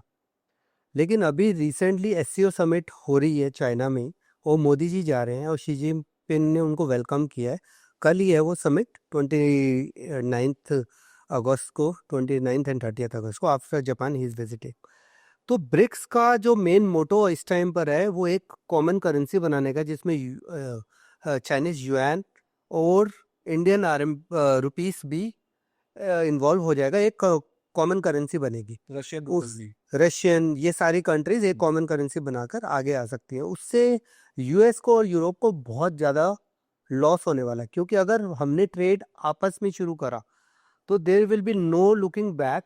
डॉलर चाहिए होगा। हाँ, डॉलर की जरूरत नहीं होगी। There is no looking back for growing each other. Asia will become a small world, mini world. जैसे चाइना ने अपने विद इन चाइना कर रखा है, मिनी वर्ल्ड बना रखा है, वो एशिया विद इन वर्ल्ड अगर बन गया, mini world with in Asian countries, तो इसकी ग्रोथ कोई नहीं रोक पाएगा। इस बात से यूएस को बहुत प्रॉब्लम है। आज यूएस के पास डॉलर है। आप अगर देखो तो 99 में, चाहे 2000 में बबल आया, 2009 में लेमन ब्रदर्स एनरॉन कोलैप्स आया, और अभी 2020 में जो लेटेस्ट एपिसोड हुआ कोविड का, हर टाइम क्रैशिंग हुई है यूएस डॉलर के कारण। वो इसलिए हुई है कि, जो मेरे को समझ आता है कि ताकि जितना एक्सपेंडिचर दिखा रखा है, मैनेज करता है इकोनॉमी। हाँ, बिल्कुल। जो जितना वो एक्सपेंडिचर दिखा रहा है, उसको वो ऐसे आपदा में यूज कर सके और न्यू यूएस डॉलर छाप सके। जबकि किसी भी कंट्री का डॉलर या कोई वैल्यू उसके गोल्ड से नापी जाती है, और US, because they are the printer of US dollar, they can print anything, but they have to show somewhere that fight is going on, we have lost so much money and we have to do something. So they keep printing it and then selling their arms and ammunition, which they are good at, to other countries. So अगर BRICS के अंदर एक currency generate होती है, तो US dollar को और euro को बहुत लॉस होगा, और हमारी कम कंट्रीज की ग्रोथ होगी। सबसे ज़्यादा इंडिया की ग्रोथ होगी। चाइना की growth, already they are growing very fast. They have come from agriculture to textile to now automobiles. इसके बारे में अगर मैं आपको बताऊं, तो किसी भी कंट्री की इकॉनमी, उसके पॉपुलेटेड कंट्री की economy like China and India, start होती है एग्रीकल्चर से। नेक्स्ट स्टेप होता है उसकी टेक्सटाइल इंडस्ट्री पे। इंडिया ने एक लॉस किया एनटीसीज और टेक्सटाइल मिल्स को बंद करके। चाइना ने उसी टाइम पे अपनी टेक्सटाइल मिल्स को अपग्रेड किया यूरोपियन खरीद कर, and then copied them to selling to other countries. After that, there is no looking back. Agriculture, they are strong. Textile, they are strong. Now they are at a peak of selling these textiles, but at the same time they are now number one in automobile. Which one? EV, because they know they cannot compete with Audi petrol or Japan's Honda. So they developed their own technology, whatever the electric vehicles, and started with BYD, Huawei's car, Neo car, and they are growing like anything. 50% of the world's electric automobile is from China. BYD has very big factories within China, and they have opened a very big kilometer miles factory in Europe also. अच्छा, थोड़ा सा different discussion कि हम Indians जैसे अपने geographically बात करें, हम तिब्बत नहीं जा सकते, वो ब्लॉक किया हुआ है। पाकिस्तान ने ब्लॉक किया हुआ है, तो हम पाकिस्तान से ईरान नहीं जा सकते। सेंट्रल एशिया जो हमारी ही बुद्धिस्ट सिविलाइजेशन के एंसेस्टर्स हैं, श्रीलंका और इंडिया का 42 किलोमीटर का गैप है, उस पर हमने ब्रिज आज तक नहीं बनाया। लेकिन चाइना बड़ा स्मार्ट, चाइना ने बेल्ट एंड रोड कॉरिडोर में सारे नेबर्स के साथ, इंडिया को छोड़ के सारे नेबर्स के साथ सीमलेस इंटीग्रेशन किया हुआ है। रेलवेज जाती हैं, हाई स्पीड रेलवे जाती है, रोड्स जाती हैं, ऑयल पाइपलाइंस जाती हैं, ऑप्टिक फाइबर केबल्स जाती हैं। तो ये चाइना सिंगल पार्टी गवर्नमेंट की वजह से मैनेज कर पाया, या फिर ये हमेशा बड़ी कंट्री और बड़े ज़्यादा पॉपुलेशन के अंदर कंट्रोल करने के लिए एक सिंगल पावर चाहिए होती है। चाइना ने इनिशियल जो 70 पीपल की गवर्नमेंट है, शुरू से ही वो चलती आ रही, CCP, चाइनीज़ कम्युनिस्ट पार्टी, उन्होंने जापान से जीतने के लिए पूरी जान लगा दी थी। तभी सारे चाइनीज़ उनको बहुत पेट्रियोटिक और रियल मानते हैं। उन्होंने पूरी कंट्री को कम्युनिज्म में नंबर 1 बनाने के लिए पूरी कंट्री को सपोर्ट किया, कंट्री ने उनको सपोर्ट किया। चाइना का जो आज रेल नेटवर्क है, अगर आप देखो, एक जर्मन ट्रेन खरीद कर उन्होंने 15 ईयर्स पहले उसकी कॉपी बना के पूरे चाइना में रेल नेटवर्क फैलाया। इनिशियल इन्वेस्टमेंट वो $500 billion made them a full vast network within China. You can travel from Shanghai to Beijing, which is more than Delhi to Chennai, within 4 hours. From Delhi to Chennai, if you go by slow train, it takes more than 24 hours. And from Rajdhani, it may takes like 20 hours or 18 hours. From Delhi to Chennai. 40,000 kilometre का rail network, high speed rail network, subsidised. and they are growing like Tibet के पहाड़ों में जहाँ पे snow का इतना issue रहता है, टनल्स बना के जी, उन्होंने ये टेक्नोलॉजी उन्होंने इस तरीके से फैलाई है कि उसकी अपनी पब्लिक को, सबको सूटेबिलिटी और सहूलियत मिले। पर वो नेबर्स के साथ भी बनाई हुई है, लाओस तक जा रही है। अब उनके साउथ चाइना से लेके वो कह रहे हैं कि Malaysia, Thailand, Malaysia, Singapore rail से। आपने कभी सोचा कि आप ट्रेन पकड़ोगे दिल्ली से और आप पाकिस्तान के थ्रू होते हुए तेहरान चले जाओगे, अफगानिस्तान चले जाओगे, या फिर कजाकिस्तान? उसका रीजन है, हमारे यहाँ पर पॉलिटिक्स को ज़्यादा तवज्जो दिया जाता है, चाइना में ग्रोथ को ज़्यादा तवज्जो दिया जाता है। किसी तरीके से जब आप फ्लाई करके जा सकते हो किसी कंट्री में with visa, what is the barrier? Only the road is barrier? No, this is thinking barrier.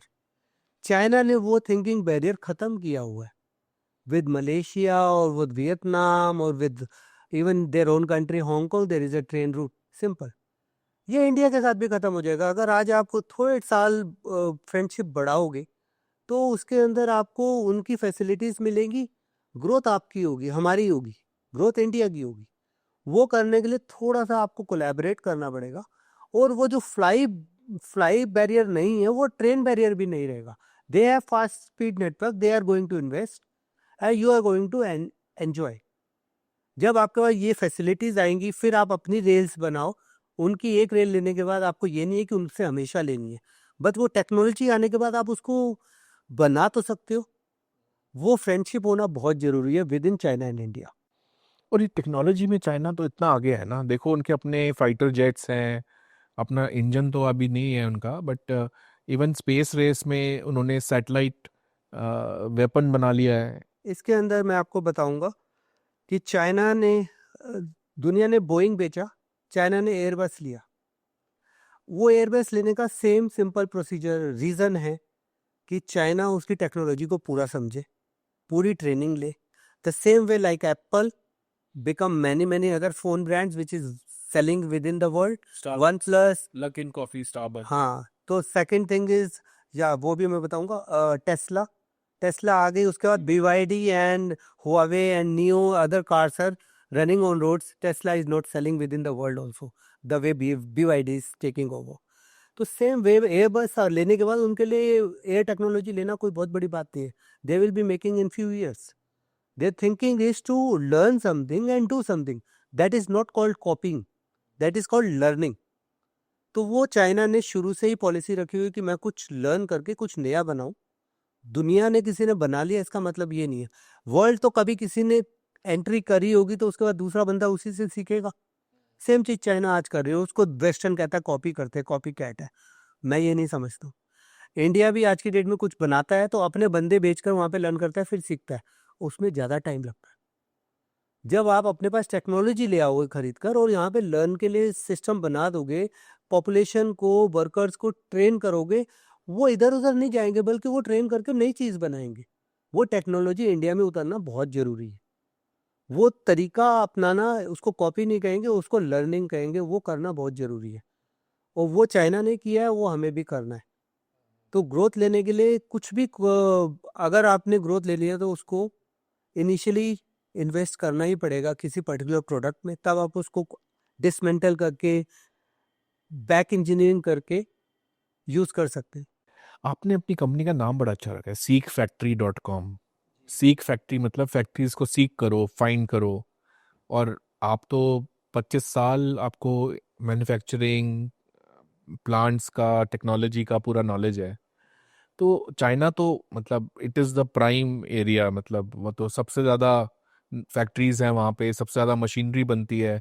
अभी हमारी टनल बोरिंग मशीन हाइड्रिक्स की चाइना ने रोक दी थी इंडिया में आने से. अब वो दोबारा वो अलाउ हो गई है. तो सीक फैक्ट्री का मेन मोटिव था, seek the factory which is the best for the Indian MSMEs. Seek factory intelligent technology company which is registered in China to onboard the latest technology AI-enabled machineries from the Chinese suppliers, manufacturers, not the traders, for the Indian multinationals, MSMEs, which are 19 million. China has 52 million enterprises who are making. India is only 19 million. India, if you go to Orissa or other states, except from Gujarat, Maharashtra or Tamil Nadu, or some big place like in Punjab, Ludhiana and all, you will not find a big manufacturing hubs. India need to cope up to grow, make in India faster. आज की date में India में import होता है $124 billion का, जिसमें से सिर्फ $27 बिलियन की मशीन्स आती है. ये सिर्फ चाइना का इंपोर्ट है. बाकी सारा 27 बिलियन के अलावा $80 बिलियन का इंपोर्ट प्रोडक्ट का है. Product is raw material which Modi ji himself is telling we should make our raw material and the final material within India. That is called make in India. उसको promote करने के लिए मैंने seek factory का सोचा है. मेरा 15 साल का एक्सपीरियंस ये कहता है कि जितनी भी लेटेस्ट टेक्नोलॉजी चाइना में, वो क्यों ना इंडिया में भी हो. उसको करने के लिए तो आपको ये चीज़ें इंडिया में मुश्किल है मिलनी, मतलब जो नेचुरली जो हमने देखा नहीं, वो हमारा ख्वाब है, वो बन नहीं सकता बिना देखे. तो जो चाइना के अंदर लेटेस्ट टेक्नोलॉजी आई हुई है, जितना उन्होंने रिसर्च एंड डेवलपमेंट किया है, वो हमारा अभी 1/10 है. उससे अगर हम ग्रो करेंगे तो 1/10 स्पीड से ही ग्रो करेंगे. अगर हमारा मोटिव 2030 तक कुछ बनने का है, 2047 में वर्ल्ड पावर बनने का है, तो हमें लेटेस्ट टेक्नोलॉजी के साथ कोलैबोरेट करना पड़ेगा. वो टेक्नोलॉजी इंडिया में लानी पड़ेगी. सीक फैक्ट्री का main purpose he latest machineries and their equipments to be imported by the MSMEs to grow MSMEs and make the product faster and the smarter.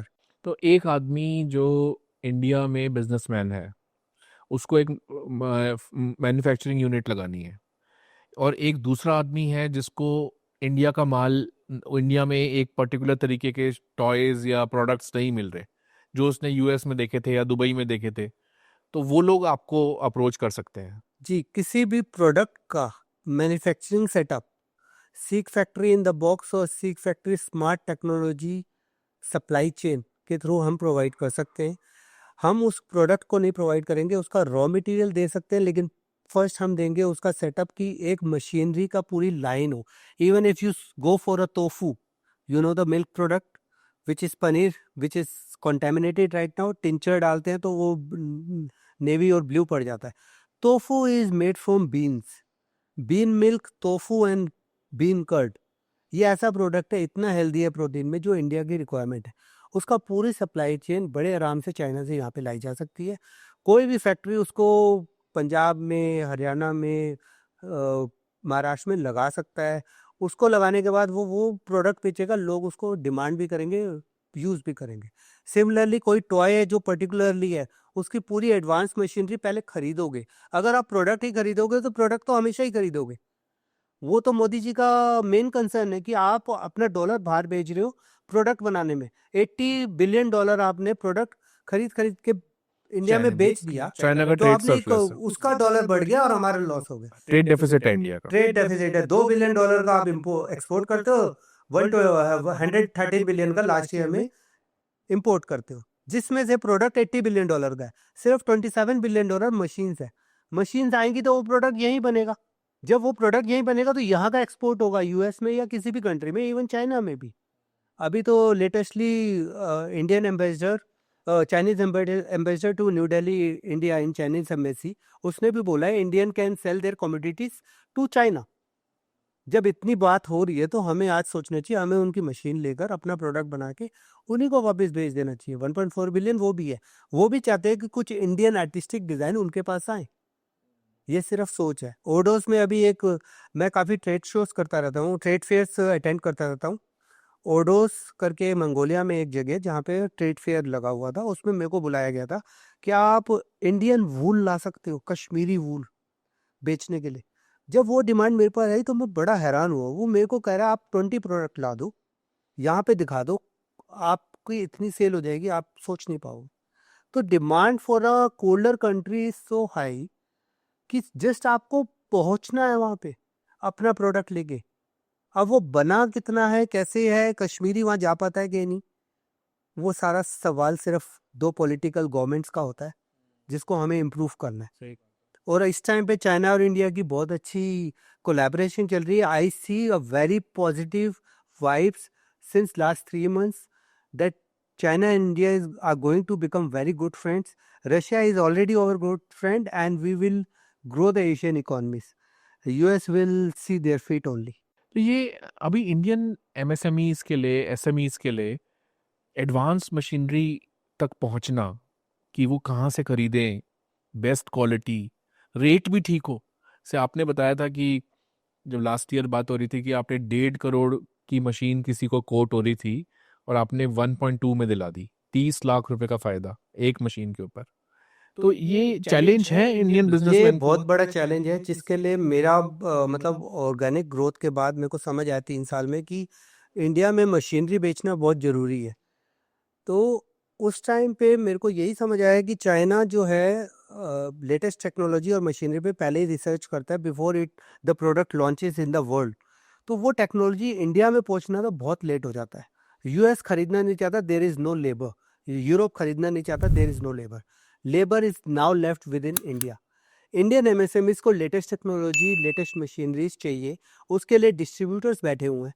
They charge close to around 20% to 30%। उसी से MSMEs backout कर जाती है, they go to a cheaper machinery, not the latest technology. Seek factory comes into it कि वो उसको direct manufacturer से जुड़वाए, चाइनीज मैन्युफैक्चरर्स की latest technology at minimum cost of 3%, and we will charge some AMC like services for next 2 years. We will have a mechanical engineer maintenance team who will also help in installing and then giving them spare parts for replacement or other things which we will charge to that MSME over the period of time. तो सबसे बड़ा trust factor that Indian is having a seek factory within China and within India. Secondly, we are giving them services after sales. And third thing is Chinese suppliers are onboarded with us because we are giving a BIS certified machines. India has put a Bureau of Indian Standard clause with the import of any machineries are from outside, so that we will get cleared for the Chinese manufacturers before we sell the machine to MSMEs. So MSMEs को वो BIS approved factory ढूंढना बहुत मुश्किल है. So they go to importer and other distributor. So उसके लिए इधर उधर जाने की जरूरत नहीं, अपनी कॉस्ट बचाएंगे. We will give them full services and it will help them grow. तो मिडिल मैन से प्राइसिंग कैसे इफेक्ट होती है? बिकॉज हमने सुना है कि चाइना आप जाते हो तो वहाँ पे आप लैंग्वेज ट्रांसलेटर होता है, वही एक एजेंट भी होता है. तो वो एजेंट जो ऑपरेट करता है उससे फ़ायदा होता है या नुकसान होता है, या फिर वो एजेंट के बिना नहीं करना चाहिए? जैसे आपका रोल है, आप तो चाइनीज़ लैंग्वेज भी जानते हो, कल्चर भी जानते हो, और आपको पता है कि वहाँ पे चीज़ें कैसे वर्क कर रही हैं.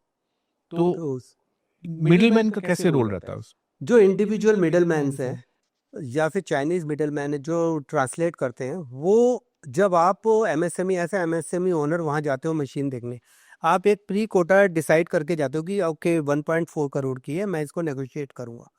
जो चाइनीज मिडल मैन ट्रांसलेटर आप लेते हो, अगर वो ऑनेस्ट हुआ तो आपको फ़ायदा थोड़ा सा करवा देगा. अगर वो नॉर्मल हुआ तो वो फैक्ट्री का ही फ़ायदा करवाएगा, क्योंकि उसको कुछ कमीशन मिलेगी ही मिलेगी. तो that cost will not come less than may be 5%.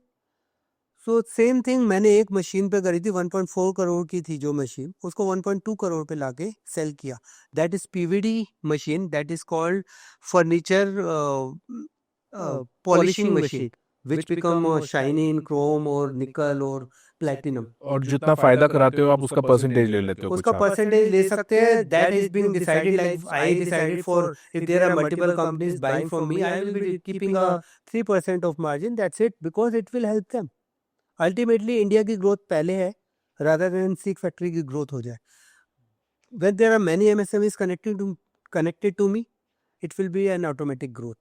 तो वहाँ पर जाकर अगर चाइनीज़ कुछ नेगोशिएट करता भी है तो उसका बहुत बड़ा फ़ायदा नहीं है. बट अगर आप हमारे थ्रू जाते हो, उसमें हम नेगोशिएट भी करेंगे, हम आपके प्रो भी होंगे, चाइनीज़ को भी समझाएंगे कि अगर आपने एक मशीन भेजी तो आपका नाम और होगा, और that should be at a economical decent cost, not at a very high margin. आप मार्जिन ज़्यादा नहीं रखोगे तो दूसरा बार बार लेगा. Sure. How does one approach you? Like एक छोटा सा बिजनेसमैन है जो पंजाब में या गुजरात में बैठा हुआ है, तो सीख फैक्ट्री तक कैसे पहुंचेगा? कि मतलब आप हमारे आप तो चाइना बेस्ड हो, राइट? जी, मैं चाइना बेस्ड हूँ. मेरी यहाँ पे स्मॉल टीम अभी सेटअप हो रही है सेल्स की. They will contact you. Seek factory has both the numbers and WhatsApp. आप इजीली हमें ईमेल कर सकते हो, व्हाट्सएप सकते हो.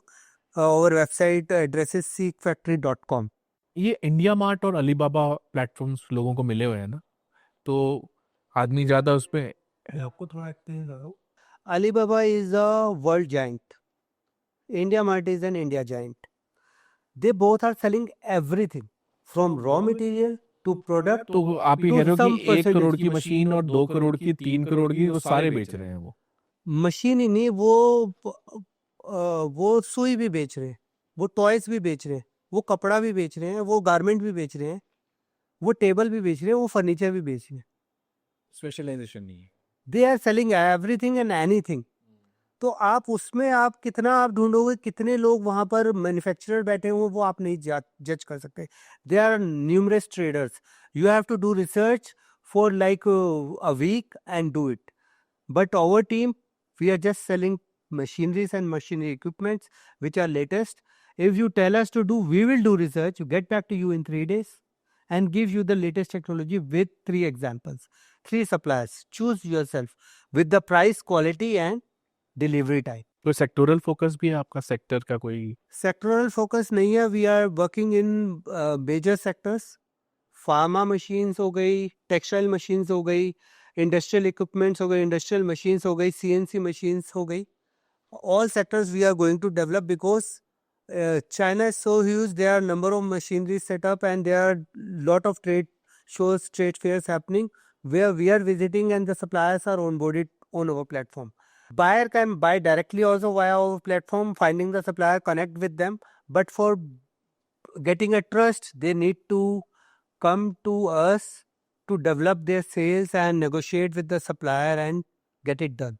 तो स्टेप बाय स्टेप अप्रोच बताइए कि एक बंदे को सीक फैक्ट्री की वेबसाइट पे गया, seekfactory.com, सीक फैक्ट्री पे और जाके WhatsApp वो पे आ अपना गया। पर्टिकुलर मशीन का प्रोडक्ट सर्च करेगा, उस पर्टिकुलर मशीन के प्रोडक्ट्स की लिस्ट ऑफ सप्लायर्स आएंगे, they can contact them directly और they can contact on the channel on WhatsApp on the platform chat and coordinate with the supplier and with us also. Supplier is also onboarded over there. They are giving us a yearly subscription fees, which is very economical. So we have no problem if buyer is going directly. But we are giving the AMC and trust factor. So it is very good if they come via us. We are in traction phase. We are very new. So we are giving very good benefits to the buyers, also to the sellers. But after 1 year, once the buyers are onboarded, we give them AMCs. The benefits will be coming to the buyers who are initial and the What about those MSMEs जिनको पता ही नहीं है कि कौन सी technology की machinery लेनी है, उनको पता ही नहीं है, श्योर ही नहीं है कि क्या कई मशीन। नए बिजनेसमैन आते हैं, they don't even register their MSME, but they are MSMEs. They have funds, but they are doing it. So उनके लिए पूरी सप्लाई चेन बताना, पूरा टर्न की प्रोजेक्ट बताना, वो हमारा काम है. Particular machines which is good, even in any sector, in food sector if you go or in pharma sector, you have to use steel of 316, not 304. 304 is considered very good steel, but not for the food.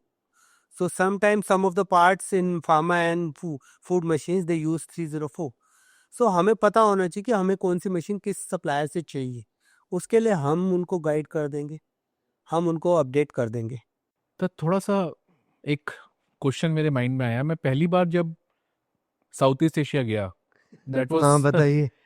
That was 2003, और Singapore, Malaysia, तो मैंने वहाँ पे कुछ couples देखे जिसमें Indian लड़की थी, लड़का चाइनीज था, और कुछ मैंने कपल्स देखे कि आ, लड़की चाइनीज थी, लड़का इंडियन था। आज एक इंडियन आदमी एक चाइनीज लड़की से शादी करता है, या फिर एक इंडियन लड़की चाइनीज लड़के से शादी करती है, तो what difference can they expect की compared to marrying into an Indian family? मतलब वैसे तो इंडियन फैमिली भी डिफरेंट टाइप्स की होती है, मतलब नेचुरली, तो बट नहीं, मैं इसके ऊपर आंसर देता हूँ आपको. मैं कई कपल से मिला हूँ जिनकी वाइफ्स चाइनीज है, इंडियन मेल है और चाइनीज इंडियन वुमेन भी है. तो जो इंडियन लड़की मिली थी चाइनीज के साथ, उसका तो मैं एक ही आंसर दूंगा, भारतीय नारी सब पे भारी. तो वो उसके कपल थे. और जो आपने इंडियन के साथ चाइनीज देखी होगी, that can be over years of education, that चलो इंडिया में नहीं मिला तो कहीं बाहर ही घूम लो. और कुछ पर्टिकुलर जो मैरिज करके इंडियंस बैठे हैं चाइनीज के साथ, they have to live in China. Very strong reason is that Chinese women is really very open and very strong. बिल्कुल बराबर। हाँ, बिल्कुल बराबर की टक्कर होती है. You can not even go outside to check with other friends, girls or whatever. For a male in China, even Chinese or even Indian or anybody, there is a full control after the marriage. Because the culture which is open. Indian wife से किसी मामले में कम नहीं है, आगे ही है मतलब। Indian wives तो बहुत पीछे हैं मेरे को लगता है कंट्रोल करने में मेल को. Except home they can not control outside. घर में आपको आपकी वाइफ की चलती है, लेडी इरविन की चलती है, वॉट एवर यू से. तो लेकिन चाइना में बाहर भी और घर में भी चाइनीज वुमेन की ही चलती है, because they see the male to be in a right path. Now अगर आपको मैं एक एग्जांपल देता हूँ, एक फैक्ट्री में एक पर्टिकुलर मैनेजर था. अब नेक्स्ट वीक वो आया, लेकिन उसके फेस पे नेल्स के निशान थे, फुल फेस पे. तो दूसरों ने बताया उसकी वाइफ ने उसको किसी फ्रेंड के साथ देख लिया था. तो they attack on them to show that you have done wrong, I will show tell to everybody. This is the type of culture they are having कि उसके मेल को बाहर दिखाने में दिक्कत आएगी. दे आर नॉट सेइंग कि मेरे साथ उसने ये करा, there is no case, nothing, but it's a laws क्या कहते हैं चाइना के लॉज? चाइना's law. इंडिया में तो वुमेन सेंट्रिक है, मतलब बंदे को प्रूफ करना पड़ता है उसने गलती नहीं की। चाइना में 100 टाइम्स विमेन सेंट्रिक है. एक विमेन ने अगर केस कर दिया, you will be immediately behind bars. तो आपको विमेन कंसेंट के सिवा कुछ अलाउड नहीं है करना। और वैसे अगर कल्चरली देखा जाए कि वाइफ कुक करती है वहाँ पे या बंदा बंदी दोनों को अब मैं कुक आपको करना? बताता हूँ, चाइनीज कल्चर में कुकिंग का सिस्टम इतना इजी है जितना टफ इंडिया में है। We go for taste, as I told you, China में बचपन से ही एक टेस्ट डेवलप किया जाता है, good for health and not for the tongue. तो इजी है फूड बनाना, मतलब आधे हस्बैंड वाइफ घंटे को में उनका प्रॉब्लम नहीं डिनर आती। रेडी हो जाता है विद 4 or 5 डिशेस। अच्छा अच्छा। And that is small dishes. If you see any Chinese table, there is a round table and 5 dishes and our rice bowl. They don't eat so much rice. They know. They eat more vegetables, more non-veg, which is in their culture. All are boiled with taste of their own. Maids होती हैं वहाँ पे, maids और drivers, support staff? If you see big families or the elite class, they have maids also from China, whatever Chinese maids, and the support staff. In general, the families are doing their own course jacuzzi. and they want to keep themselves healthy, but they keep a daily maid sometimes and they keep it for the small works that is also always required to clean up home. But if you say this was like 5 years before or 10 years before. Now there are robots. Robotic cleaning is going on, robotic serving is going on within the restaurants. This is being done to bring these robots, mini robots, to their homes, that when you want it you will order and the dish is ready and it is coming to you. Even drone delivery मैं देख रहा था वहाँ पे, park के अंदर machine रखी हुई है, ड्रोन आके। This is what they have set up all the groundwork, open areas, big roads, open houses. There is a drone delivery, there is a pickup area and there is a drop area. That they are going to do the drone deliveries very soon at many areas. It is already being tested and served in many areas like Chongqing, which is now the #1 best cities.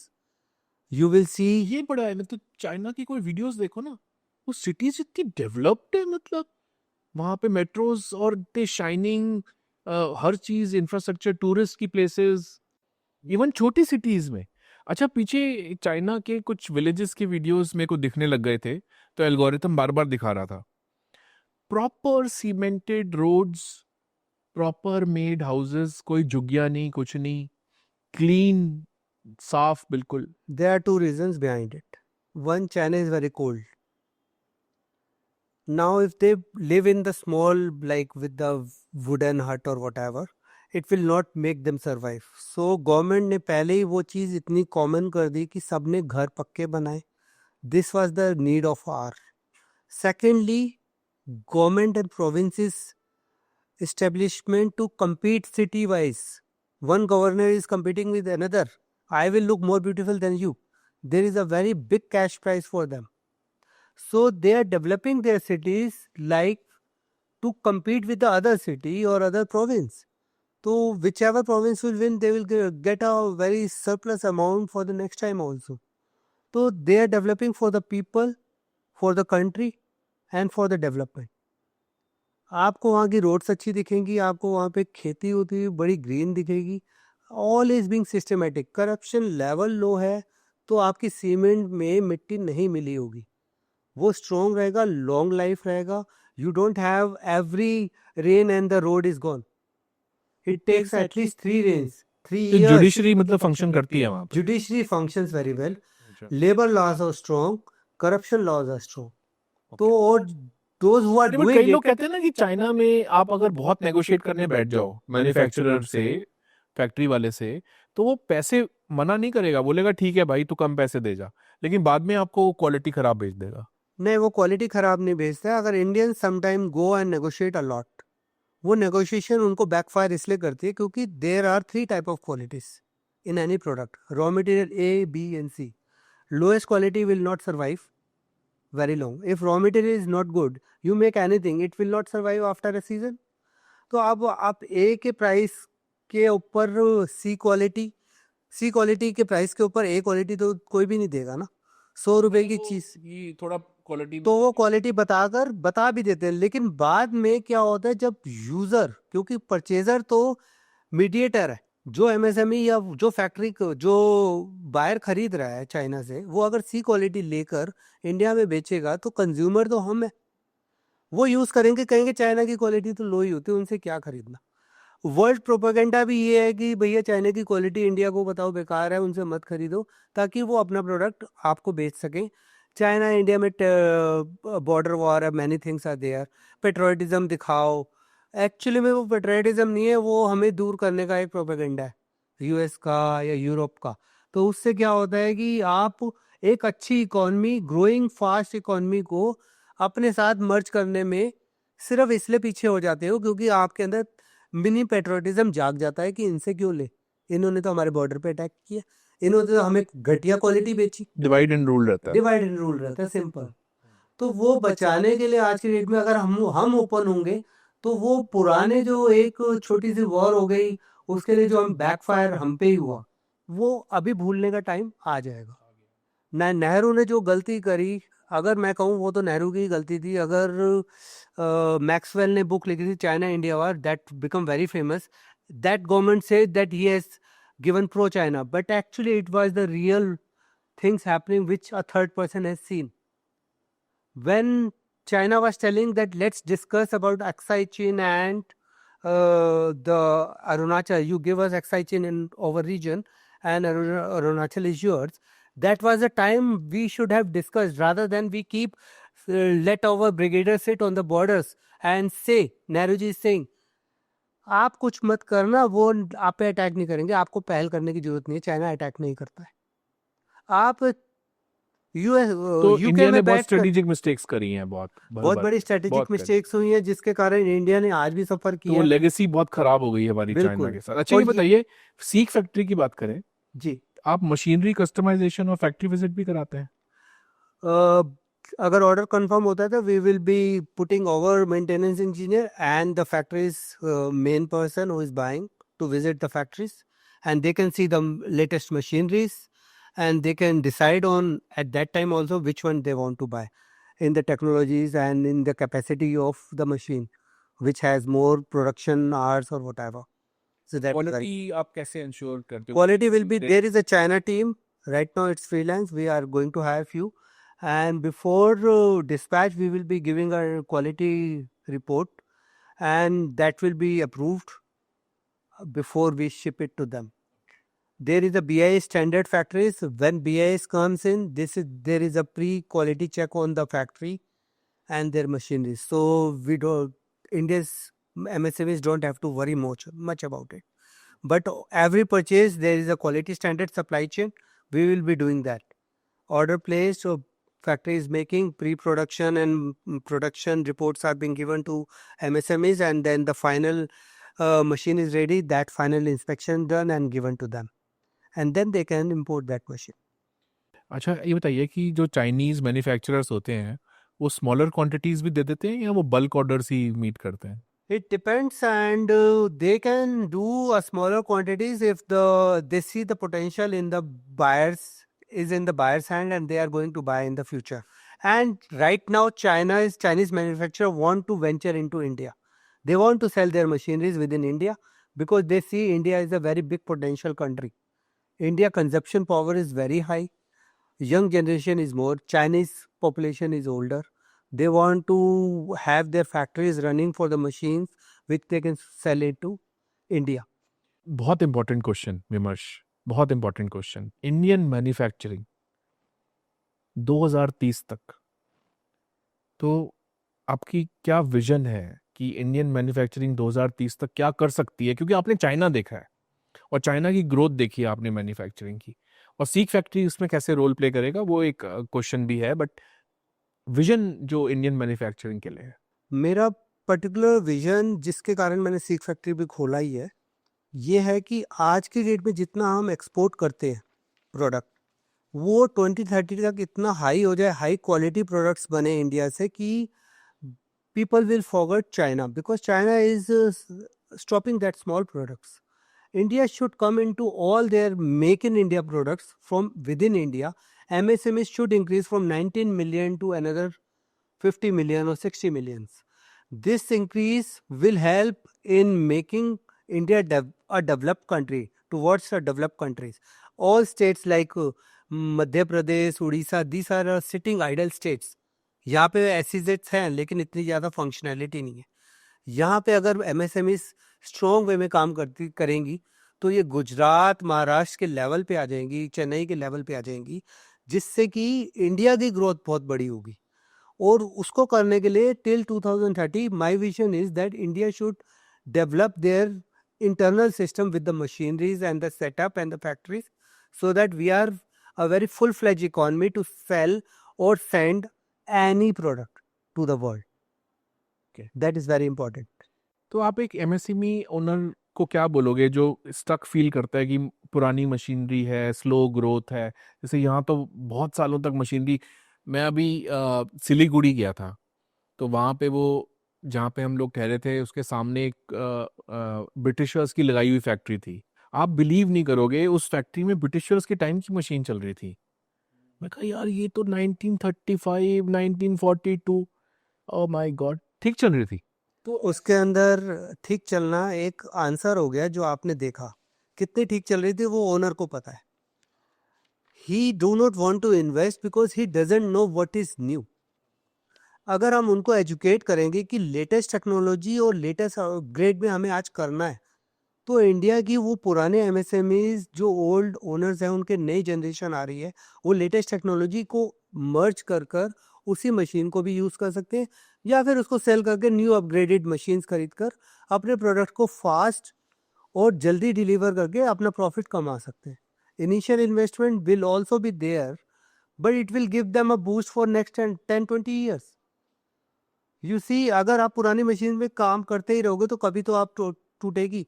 Earth is made to survive, old things will go, it will end. World में कोई ऐसी चीज नहीं है जो perish नहीं होती। तो आप कितना स्टक करना चाहते हो किसी मशीन के साथ? वो तो पेरिश होगी। ठीक है, लेटेस्ट टेक्नोलॉजी बार बार नहीं लेते, लेकिन आज तो एआई का जमाना ही है।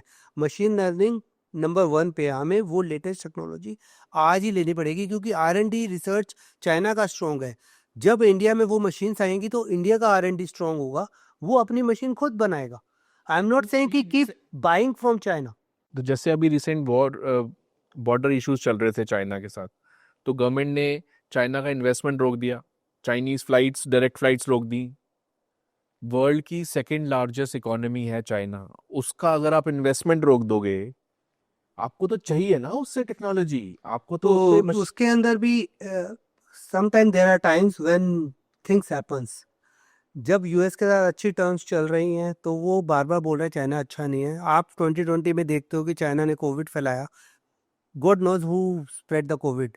Investment was from US to Wuhan lab, $39 million. वो रिकॉर्ड्स पे आप कहीं पे भी देख सकते हो।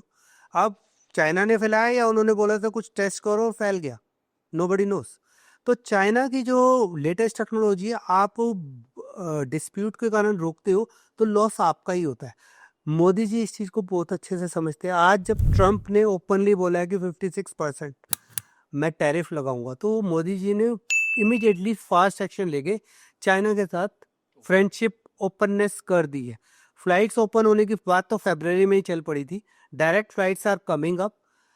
Modi ji is visiting tomorrow to China on 29th of August, and he will visit SCO summit and meet Xi Jinping and everything.